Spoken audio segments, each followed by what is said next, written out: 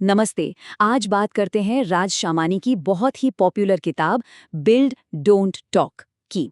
चलिए सीधे मुद्दे पर आते हैं और देखते हैं कि ये किताब आखिर है किसके लिए और किसके लिए नहीं। पूरी किताब का जो निचोड़ है ना, वो इसी एक लाइन में है। ये सिर्फ एक सलाह नहीं, बल्कि एक सीधा साधा चैलेंज है कि भाई बातें कम करो और काम पर ध्यान दो। तो इसका मूल विचार क्या है? बहुत ही सिंपल। ये किताब है एक्शन के बारे में। मतलब ज्यादा सोचो मत, बस काम शुरू कर दो।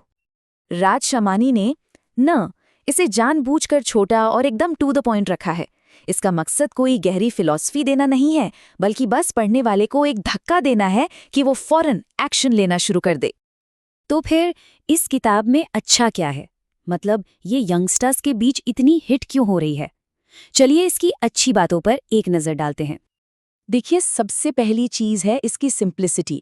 भाषा इतनी आसान है कि कोई भी इसे आराम से समझ सकता है। और सबसे बड़ी बात, ये बस 2-3 घंटे की रीडिंग है, तो जिन्हें मोटी मोटी किताबें पढ़ने का मन नहीं करता, उनके लिए ये एकदम परफेक्ट है।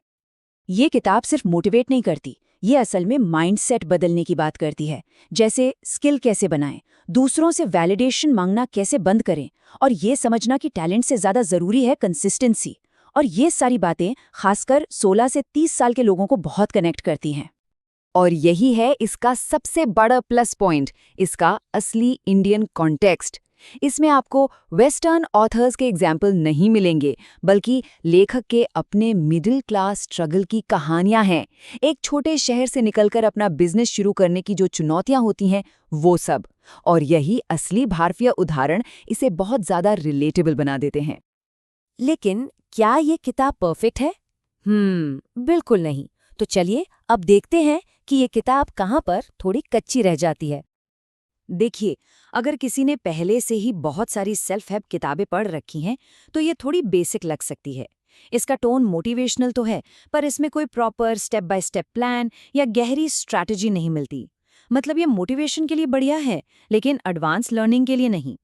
इसको ऐसे समझ सकते हैं कि अगर कोई अपनी सेल्फ हेल्प जर्नी बस शुरू ही कर रहा है, तो बिल्ड डोंट टॉक एक बहुत अच्छा स्टार्टिंग पॉइंट है। लेकिन अगर किसी को डीप नॉलेज और सिस्टम चाहिए, तो फिर एटॉमिक हैबिट्स या रिच डैड पुअर डैड जैसी किताबें ज़्यादा बेहतर ऑप्शन हैं।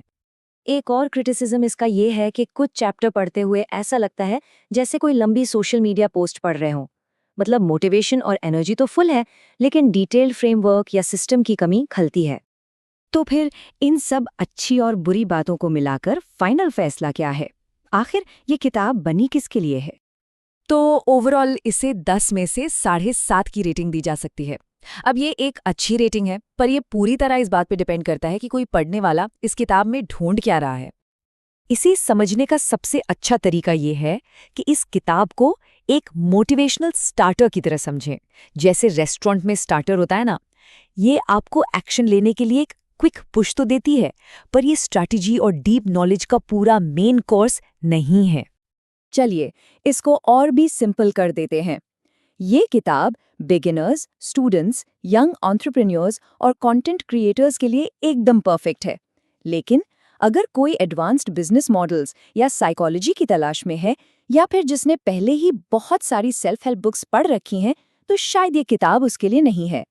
और आखिर में एक सवाल जो इस किताब का पूरा सार भी है, क्या कुछ बड़ा बनाने की शुरुआत करने के लिए सिर्फ एक मोटिवेशनल स्पार्क, प्रेरणा की एक चिंगारी ही काफी है?